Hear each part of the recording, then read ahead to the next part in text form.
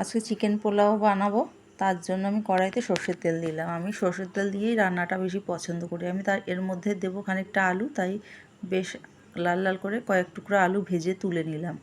এবার আরেকটু তেল অ্যাড করে দিয়ে দিলাম ছোটো হাতার 1 হাতা ঘি।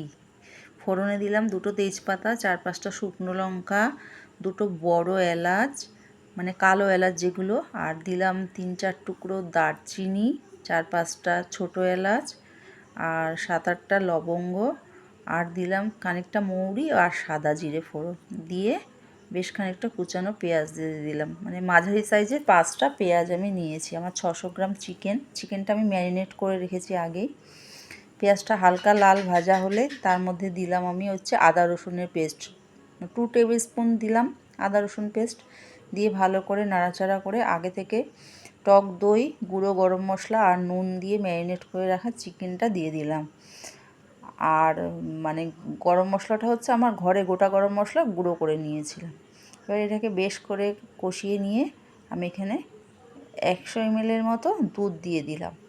দুধটা দিয়ে তারপরে যেহেতু আমার চাল 400 গ্রাম, তাই জন্য আমি এতে আরও এর সঙ্গে 400 ml মানে জল ব্যবহার করলাম। জলটা টকবক করে ফুটে উঠলে দিয়ে দিলাম ভেজে রাখা আলুগুলো। তারপরে একটু ঢেকে সিদ্ধ করে মানে খানিকটা 50% সিদ্ধ হওয়ার পরে, যেহেতু বাসমতি রাইস তাই আমি অর্ধেকটা মাংস সিদ্ধ হওয়ার পরেই দিলাম।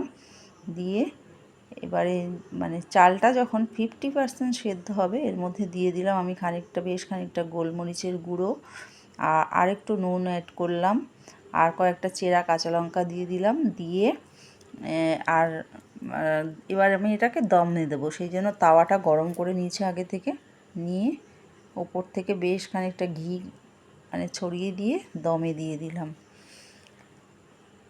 এবার দেখুন ঢাকনাটা খুলে দেখালাম আপনাদের, দেখুন কেমন ঝরঝরে সুন্দর পোলাও হয়েছে। একটা চালও একটার সঙ্গে লাগেনি, খুব সুন্দর হয়েছে। আপনারা এইভাবে বানান আর আমাকে কমেন্ট করে জানান রেসিপিটা আপনাদের কেমন লাগলো।